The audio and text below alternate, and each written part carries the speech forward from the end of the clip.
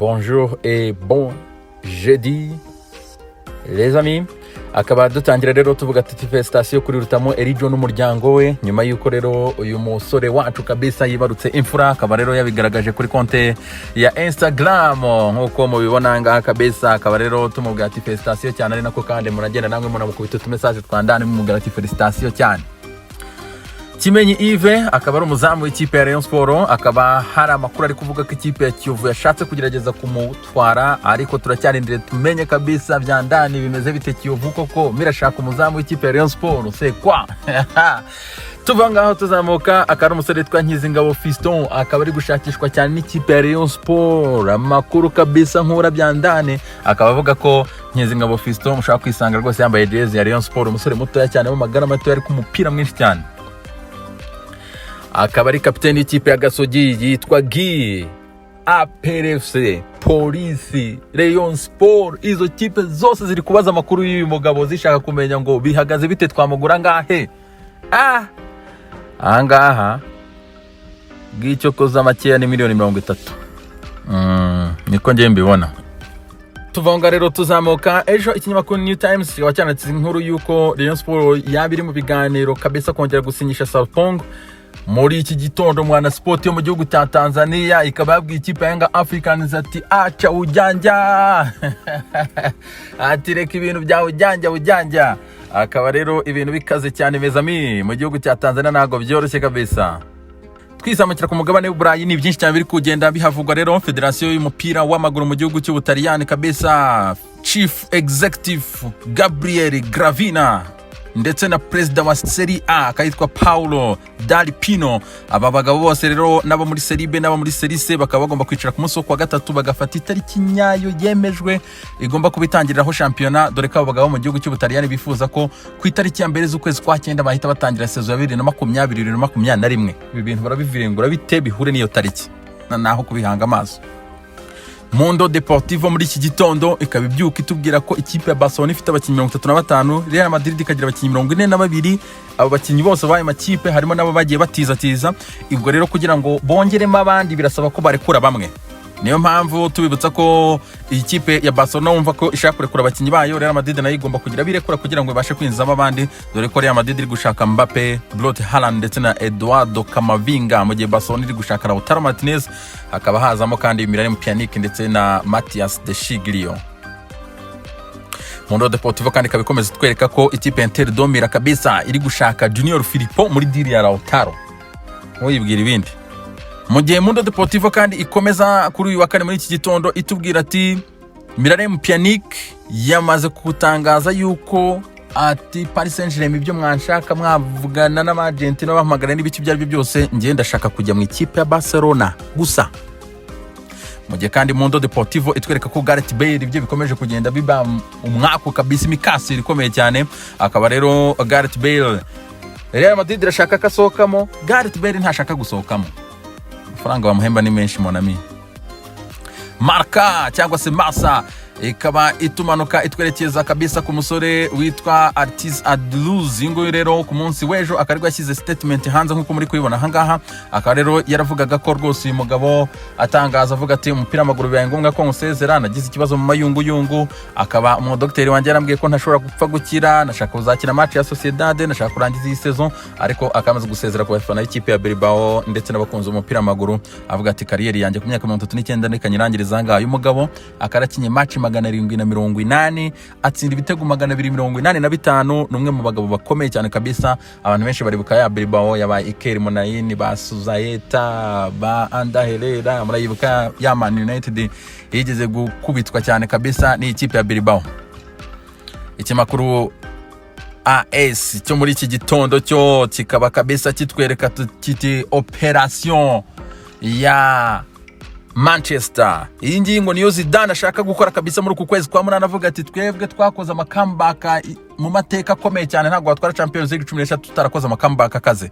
Ati rero iyi tugiye kuyikora operation Manchester, kuza gufata Manchester City bakayikuramo muri Champions League. Reka turinde turebe mu kwezi kwa munana rero Zidane akafite confidence nyuma yo kugarura ba Eden Hazard n'abandi ngo arashaka gutereka hasi Manchester City akayikuramo nyuma yuko imushwanyagurije imbere y'abafana ba Bernabeu ibitego 2-1. Harimo n'igitego cy'umutala mu kabisa Gabriel Jesus. arasa umutwe wa hatari kabisa kuri pasi y'ubuki sukari murayibuka ya Kevin De Bruyne ari hatari monami. Hanyuma kandi ikinyamakuru AS kikaba gikomeza kitwereka Artiz Adiluz nguyu rero waseze umupira w'amaguru. Hanyuma kandi iki kinyamakuru AS kikaba kivuga ko rwose ikipe ya Arsenal yamaze kwemera ko Lacazette yamurekura. Hanyuma Thomas Lamar akaba yanze mu ikipe ya Arsenal. Arsenal ikaba ari niyo ishobora first signing kabisa iyi season. Thomas Lamar mu mwandika ahantu Deportivo mu gihugu cya Espagne kabisa mu gihugu wa Catalunya ikaba itubwira ko Ivan Rakitic kabisa Barcelona ashatse kumugurisha mu mwaka wa 2017 imugurisha muri Paris Saint-Germain miliyoni 70 birangira Barcelona itamurekuye yifuza kumugumana, ariko iki kinyamakuru kikaba kivuga ati ubungubu noneho bamurekura, kikaba kinatangaza yuko Barcelona amakuru gikura hafi nuko Barcelona ishobora kuba yakemera miliyoni 20 z'amapaundi wazitanga yahita atwara Ivan Rakitic. Hanyuma ikinyamakuru kandi Deportivo de Catalunya kikaba gikomeza kitwereka inkuru ya nimugoroba yuko Roberto Martinez yongera amasezerano n'ikipe y'igihugu y'Ababiligi kugera mu mwaka wa 2022. Objectif gutwara igikombe cy'isi cyo muri Qatar. La Gazzetta dello Sport, oh la la, bakaba bakita Pink of Life. Ikinyamakuru rero cyandika ku mpapuro za kabisa za pink cyangwa se ziroza, ikaba rero kivuga kiti kabisa so G7 starts again. Akavuga ati rwose atamakipe 7 yo muri Serie A atangiye ate kigera gikubita manarize cyane reza kinyamakuru Gazzetta dello Sport yuko Juve ikaba yongo izagendera kuri Cristiano Ronaldo kabisa, forma za afite niyo zo zatumare ikipe ya Juve yitwa neza cyane muri imikino isigaye. Lazio Roma ngo motivation ya groupe nicyo kintu kibareba kabisa gukira hamwe nk'ikipe. Hanyuma ikipe ya Inter de Milan ngishobora kuba ngo yazana mu tundi tudushya kabisa muri iki gihe cy'iminsi 8 rwose rotation akomeye cyane kabisa ngo tundi dushya ngo Antonio Conte ari gutegura. Atalanta yongo yamaze kwidownloadinga kabisa ngira kazite bwoba hanyuma Roma nayo ngo ifite imbaraga zikomeye cyane ngo rwose ngira azitwika. Hanyuma kandi ikipe ya Napoli nyuma yuko Dries Mertens ashobora kuba yamaze kumvikana n'amasezerano ngifite akanyamuneza kenshi cyane mu gihe AC Milan iyi kipe ngo mira konta kuri Ibra kugira ngo abakorere ibitangaza Zlatan Ibrahimovic. Ikinyamakuru kandi kikaba gikomeza kitwereka inkuru la Gazzetta dello Sport yuko Inter de Milan ikomeje kugerageza ibishoboka byose ngo isinyishe Edson Cavani. Ikinyamakuru L'Equipe cyo muri iki gitondo kikaba cyandika ko Ligue 2 kabisa LFP yamaze kwemeza ko amakipe ashobora kuzaba ari 22 muri sezitaha muri Ligue 2 mu cyiciro cya kabiri mu gihugu cy'u France. Nabonye ibintu bitashimishije na gato cyane. Noel Rograet akaba ari president wa Federation y'umupira w'amaguru mu gihugu cy'u Faransa.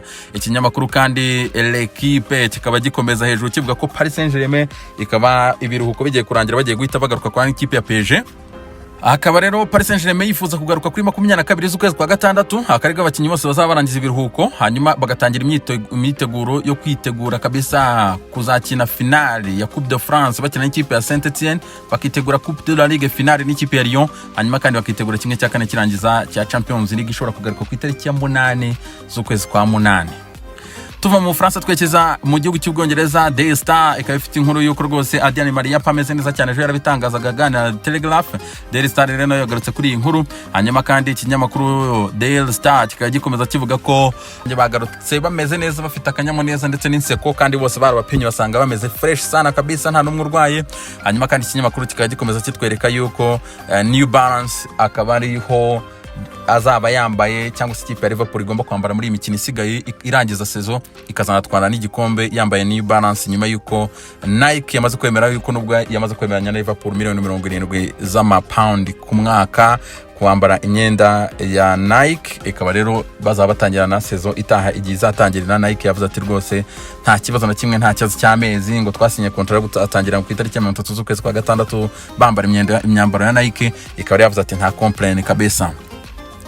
Mu kinyamakuru The Sun cyo muri iki gitondo Klopp nawe arakomeza rwose aragenda agarukaho cyane kabisa avuga ko abakinyi bose nta kibazo bafite, kandi ikindi ngo ikintu kijyanye n'imyitozo wumva ufite ubwoba wumva utameze neza mu ikipe ya Liverpool ufite uburenganzira bwo kuba wasiba imyitozo rwose nta kibazo. Klopp umutima we urera cyane, arabizi ko tumatch tubiri twonyine azaducapa agatwara shampiyona y'Amagereza. Muri iki kinyamakuru kandi moto narebamo Mohamed Salah muramubona murebe rwose imodoka ye yamenetse ibirahure ubwo abo mu gatsata mu mutabare urabona ko rwose bagize gutya bayimena ikirahure simbizi sijui kabisa alikuwa anifanya nini. Parabrise rwose urabona ko bayishwanyaguje murebe neza abantu mugatsata mu byiteho.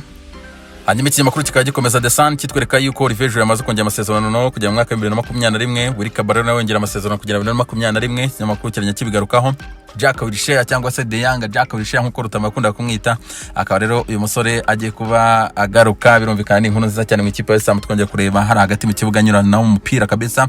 Akaba yitwa Jordan Ibe akina ikipe ya Bournemouth, ikaba igiye kumuhana nyuma yuko nawe yisha amabwiriza ajya mu bintu byo kwiyogoshesha ari kumwe n'abakuwaferi yegerana nabo nta na metero bari no kumukora bamwogosha.